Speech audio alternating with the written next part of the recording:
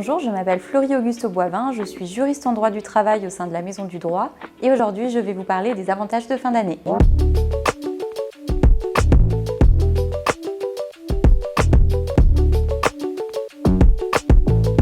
Oui, il est tout à fait possible d'offrir des chèques cadeaux à vos salariés à l'occasion des fêtes de fin d'année. La valeur de ces chèques cadeaux ne doit pas excéder un certain seuil qui en 2021 est fixé à 171 € par salarié. Attention, si vous avez déjà distribué des chèques cadeaux dans l'année à vos salariés, il existe des règles qui peuvent limiter votre capacité de cumul. La distribution de chèques cadeaux répond à un impératif d'égalité de traitement. Il ne s'agit donc pas de sanctionner ou de récompenser un salarié en particulier. Oui, si la prime est issue d'une convention collective, vous êtes obligé de la verser à vos salariés. Si c'est une prime issue d'un usage que vous avez mis en place dans votre entreprise, vous êtes obligé de poursuivre son versement, à moins de suivre une procédure de dénonciation d'usage. Mais attention, cela nécessite le respect d'un délai de prévenance de plusieurs mois, voire parfois d'une année entière.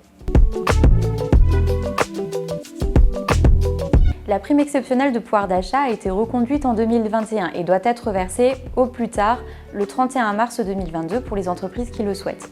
Il est donc tout à fait envisageable de la verser sur le bulletin de paie du mois de décembre 2021. Cependant, attention, la prime exceptionnelle de pouvoir d'achat ne doit pas se substituer à un élément de salaire ou une gratification habituellement versée à l'occasion des fêtes de fin d'année. Par exemple, la prime Macron ne peut pas remplacer un 13e mois qui serait habituellement versé en décembre.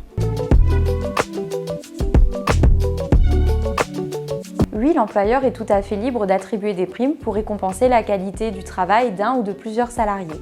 Cependant, vous veillerez à être transparent et objectif dans les critères qui permettent de désigner les personnes éligibles aux primes et les éventuelles différences de montant. Cependant, l'attribution de ces primes ne doit pas reposer sur un motif discriminatoire par exemple.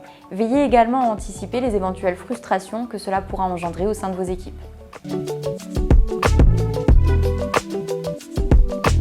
Sachez qu'il est également possible de distribuer des cadeaux, des chèques cadeaux aux enfants de vos salariés à l'occasion des fêtes de fin d'année.